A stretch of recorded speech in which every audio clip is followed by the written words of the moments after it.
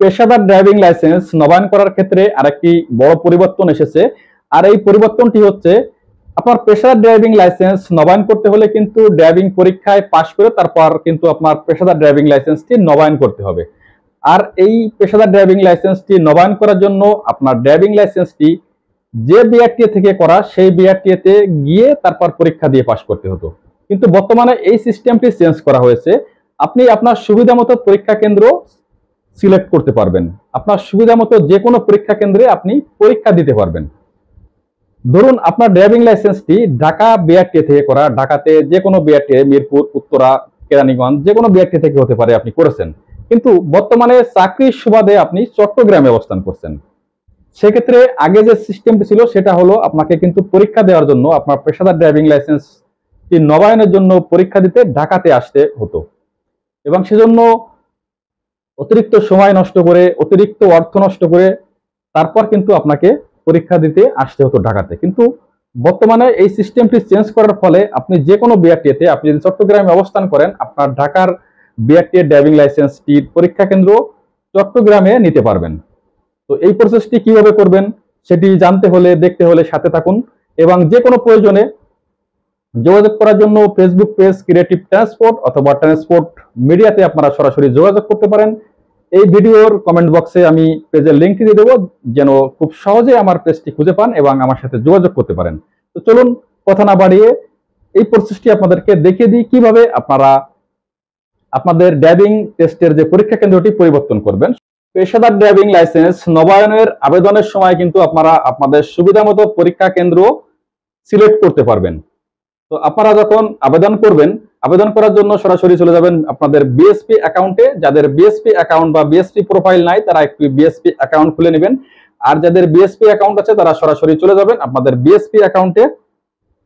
BSP অ্যাকাউন্টে log in করবেন।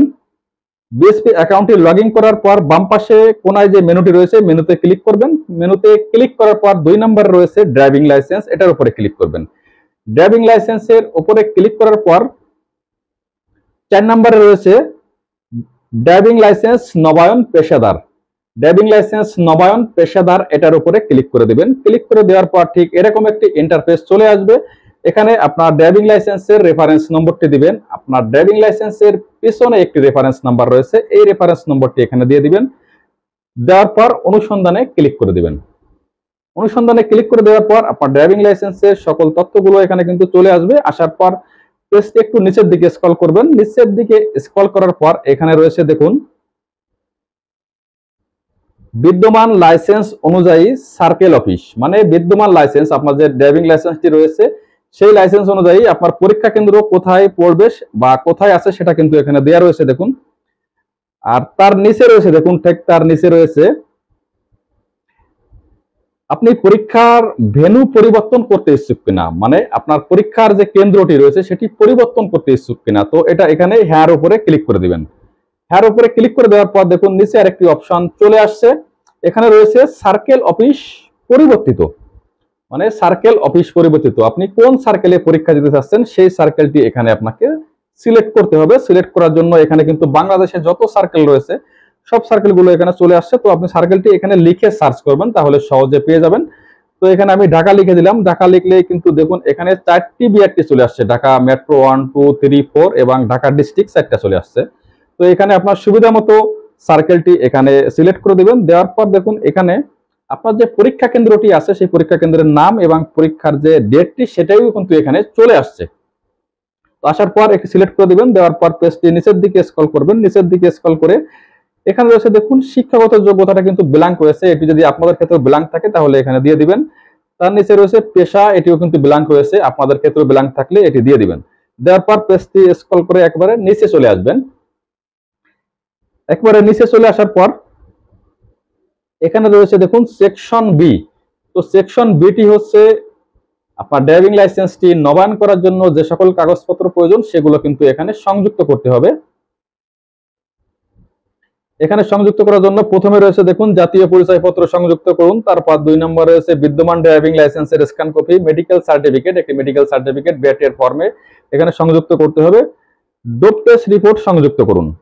তো এই ডোপ টেস্ট রিপোর্টটি আপনারা এই ড্রাইভিং লাইসেন্স নবায়নের জন্য যখন আবেদন করবেন এখন সাবমিট করতে পারেন, অথবা ড্রাইভিং টেস্টে পাস করার পরে যখন আপনারা ড্রাইভিং লাইসেন্সের ফি পেমেন্ট করবেন তখন কিন্তু পেমেন্ট করতে পারেন। তার নিচে রয়েছে ইউটিলিটি বিলের কপি সংযুক্ত করুন। তো এই কাগজগুলো আপনাদের সংযুক্ত করতে হবে। সংযুক্ত করার পর পেজটি একটু নিচের দিকে স্ক্রল করবেন। নিচের দিকে স্ক্রল করার পরে এখানে রয়েছে দেখুন জরুরি যোগাযোগের বিবরণ। যদি এখানে বিলাং থাকে তাহলে আপনারা দিয়ে দিবেন নাম, সম্পর্ক এবং যোগাযোগের মোবাইল নম্বর এখানে আপনারা দিয়ে দিবেন, যদি আপনাদের আবেদনের সময় যদি বিলাং থাকে। আর যদি আগে দেওয়া থাকে সেটি তো আছে, আর যদি পরিবর্তন করতে চান সেক্ষেত্রে কিন্তু আপনারা পরিবর্তন করেও দিতে পারবেন। তার নিচে রয়েছে স্মার্ট কার্ড প্রাপ্তির ঠিকানা ডাকযোগে। আপনার ড্রাইভিং লাইসেন্সে যখন পরীক্ষা দিয়ে পাস করবেন, পাস করার পর আপনার ড্রাইভিং লাইসেন্সে যে স্মার্ট কার্ডটি রয়েছে সেটি ডাকযোগে আপনার কাছে পৌঁছে দেওয়া হবে। সেটি কোন ঠিকানায় আপনি ডেলিভারি নিতে চান সেই ঠিকানাটি কিন্তু এখানে বিস্তারিত ঠিকানা দিয়ে দিতে হবে, গ্রাম, মহল্লা, রোড নম্বর, ব্লক নম্বর, বিভাগ, জেলা, থানা, পোস্ট কোড, মোবাইল নম্বর, এখানে সবকিছু কিন্তু একটি একটি করে দিয়ে দিতে হবে নির্ভুল ভাবে। তো এটি দেওয়ার পরে তারপর পেজটি নিচের দিকে স্ক্রল করবেন। নিচের দিকে স্ক্রল করে একবারে নিচে চলে আসবেন। নিচে এখানে রয়েছে দেখুন সংরক্ষণ করুন, এটার উপরে ক্লিক করে দিবেন। সংরক্ষণের উপরে ক্লিক করে দেওয়ার পর নেক্সট স্টেপে বা পরবর্তী ধাপে কিন্তু আপনি চলে যাবেন। পরবর্তী ধাপে যাওয়ার পর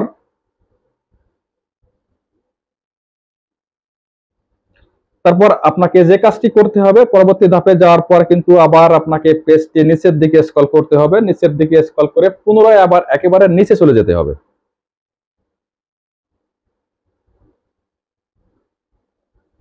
একেবারে নিচে চলে যাওয়ার পর তারপর আপনাকে যে কাজটি করতে হবে সেটি হলো কিন্তু আপনাকে অনলাইনে ফি পেমেন্ট করতে হবে। আপনি যে ড্রাইভিং টেস্টে যে পরীক্ষা দিবেন, পরীক্ষার জন্য একটি ফি রয়েছে 230 টাকা। সেই 230 টাকা কিন্তু আপনাকে এখানে অনলাইনে পেমেন্ট করতে হবে। এটি হচ্ছে ড্রাইভিং লাইসেন্স নবায়নের জন্য আপনি যে পরীক্ষা দিবেন সেই পরীক্ষার ফি বাবদ 230 টাকা এখানে পেমেন্ট করতে হবে। পেমেন্টের জন্য অনলাইন ফি জমার উপরে ক্লিক করে দিবেন। দেওয়ার পর নেক্সট স্টেপে এসে পেজটি নিচের দিকে স্ক্রল করে একেবারে আবার নিচে চলে আসবেন। নিচে আসার পর ফি জমা দিন, এটার উপরে ক্লিক করে দিবেন। ফি জমা দিনের উপরে ক্লিক করে দেওয়ার পর পরবর্তী স্টেপটি চলে আসবে। আসার পর এখানে দেখুন আপনার মোবাইল নাম্বারটি চলে আসছে। মোবাইল নাম্বারের ডান পাশে একটি টিক মার্ক দিয়ে দিবেন। দেওয়ার পর এখানে পেমেন্ট অপশনটি যেটা রয়েছে নগদ, বিকাশ অথবা কার্ডের মাধ্যমে পেমেন্ট করতে পারবেন। আপনাদের সুবিধা মতো অপশনটি এখানে সিলেক্ট করে দিবেন কোন অপশনের মাধ্যমে আপনারা পেমেন্টটি করতে চাচ্ছেন। সিলেক্ট করে দেওয়ার পর I agree with the payment terms and condition, এটার উপরে একটি টিক মার্ক দিয়ে নিশ্চিত, এটার উপরে ক্লিক করে দিবেন। ক্লিক করে দেওয়ার পর তারপর কিন্তু আপনাকে পেমেন্টটি করতে হবে। আপনারা কার্ড, বিকাশ অথবা নগদ যেটা আপনাদের সুবিধা মতো পেমেন্টটি করতে চান। পেমেন্টটি হয়ে যাওয়ার পর কিন্তু আপনার ড্রাইভিং টেস্টের জন্য যে পরীক্ষা দিতে হবে এই পরীক্ষার জন্য একটি পরিবেশপত্র বা অ্যাডমিট কার্ড কিন্তু চলে আসবে। এবং সেই অ্যাডমিট কার্ডে দেখবেন যে আপনি যে বিআরটিএটি সিলেক্ট করেছিলেন পরীক্ষা দেওয়ার জন্য সেখানে পরীক্ষা কেন্দ্র কিন্তু সেই বিআরটিএ চলে আসছে। এবং নির্দিষ্ট যে দিনে কিন্তু যে দিনটি আপনার থাকবে পরীক্ষার জন্য, যে ডেটটি থাকবে সেই ডেটে কিন্তু আপনি যে বিআরটিএতে পরীক্ষা দেওয়ার জন্য সিলেক্ট করেছিলেন সেই বিআরটিএতে চলে যাবেন পরীক্ষা দেওয়ার জন্য। তো সেখানে পরীক্ষা দেওয়ার জন্য চলে গেলে কিন্তু তারা আপনার পরীক্ষা নিয়ে নেবে এবং পরীক্ষা দেওয়ার পর পাশ করলে কিন্তু দেখবেন যে আপনার রেজাল্ট অনলাইনে চলে আসছে এবং আপনি কিন্তু মোবাইলে মেসেজও পেয়ে গেছেন। তারপর আপনার যে কাজটি করতে হবে সেটি হলো আপনাকে ড্রাইভিং লাইসেন্স নবায়নের যে ফিটি রয়েছে সেই ফিটি আবার বিএসপি অ্যাকাউন্টে গিয়ে ফিটি পেমেন্ট করে দিতে হবে অনলাইনে। পেমেন্ট করে দেওয়ার পর আপনি যদি সঠিক সবকিছু কাগজপত্র সাবমিট করে থাকেন তাহলে কিন্তু আপনি ই ড্রাইভিং লাইসেন্স পেয়ে যাবেন। যদি ঢাকা ভিতরে হয় আপনার ড্রাইভিং লাইসেন্সটি, যদি ঢাকার ভিতরে কোনো বিআরটি থেকে করে থাকেন তাহলে 2 থেকে 3 দিনের ভিতরে ই লাইসেন্স পেয়ে যাবেন। আর ঢাকার বাইরে যে সকল বিআরটি রয়েছে সেখানে 15 দিন থেকে 1 মাস পর্যন্ত সময় লাগতে পারে, ততদিন পর্যন্ত আপনাদের অপেক্ষা করতে হবে। তো এটি ছিল হচ্ছে প্রসেস আপনারা ড্রাইভিং লাইসেন্সের যে পেশাদার ড্রাইভিং লাইসেন্স পরীক্ষা কেন্দ্র কিভাবে পরিবর্তন করে আপনার সুবিধা মতো কেন্দ্রে পরীক্ষা দিবেন এই প্রসেসটি আপনাদের সাথে শেয়ার করলাম। ভিডিওটি ভালো লাগলে একটি লাইক দিবেন এবং চ্যানেলটি সাবস্ক্রাইব করবেন। যে কোনো প্রয়োজনে যোগাযোগ করার জন্য ফেসবুক পেজ ক্রিয়েটিভ ট্রান্সপোর্ট অথবা ট্রান্সপোর্ট মিডিয়াতে আপনারা সরাসরি আমার সাথে যোগাযোগ করতে পারেন। ফেসবুক পেজের লিঙ্কটি আমি এই ভিডিওর কমেন্ট বক্সে দিয়ে দিব যেন আপনারা খুব সহজে আমার ফেসবুক পেজটি খুঁজে পান এবং খুব সহজে আমার সাথে যোগাযোগ করতে পারেন। তো দেখা হবে পরবর্তী ভিডিওতে, ততদিন ভালো থাকবেন। আল্লাহ হাফেজ।